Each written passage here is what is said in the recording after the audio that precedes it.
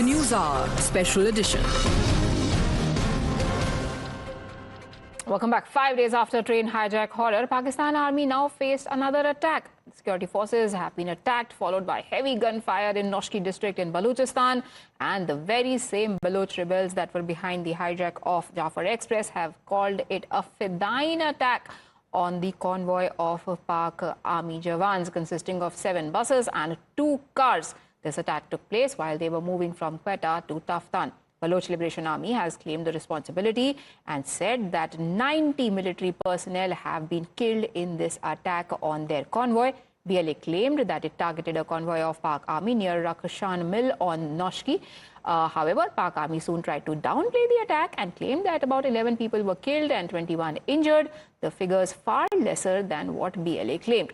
As the Pak Army and government remain under siege from Baloch Liberation Army on various fronts, PM has also called out the country. PM said that while India has been consistently pushing for peace, it was Pakistan that picked proxy wars and has now become a terror haven, as whatever happens across the world, if it is related to terror, somehow it traces back to Pakistan.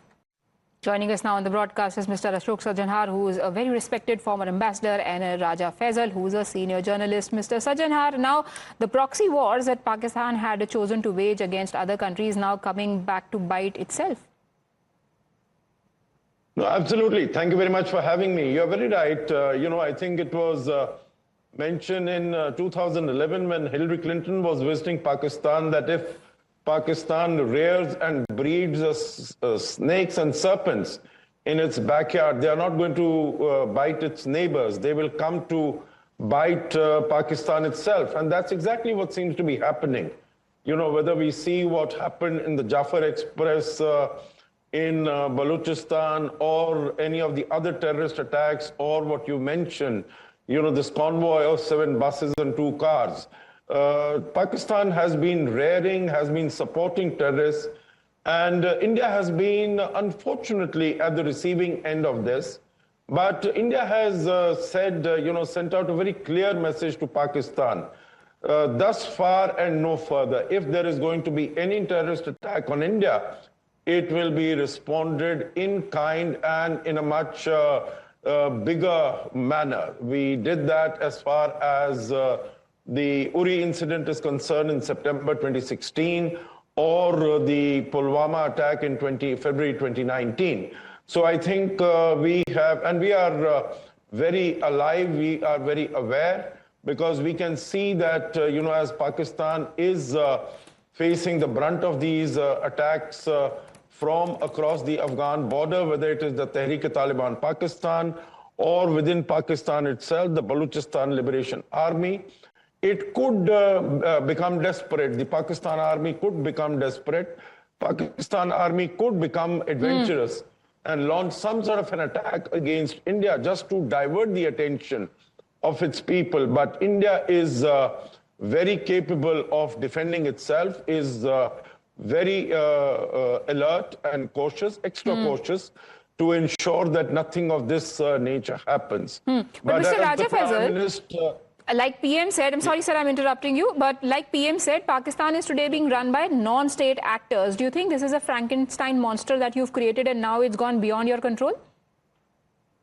Yes, Priya, as my worthy friend, he has started with a statement by Hillary Clinton. The very Hillary Clinton issued another statement back in days, and she said that we created Mujahideen and we gave them stingers, and when we left Afghanistan, we told ISI to take care of these stingers and take care of these Mujahideen, and we have nothing to do with it. And that's how they left Afghanistan at that time. And of course, later on, whatever happened, the whole world knows about it, how Al-Qaeda was there and how the Al-Qaeda Mujahideen were doing whatever. And here is Pakistan still fighting against that menace. Pakistan is fighting against ISIS Khorasan. Pakistan is fighting against TTP. Pakistan is fighting against BLA.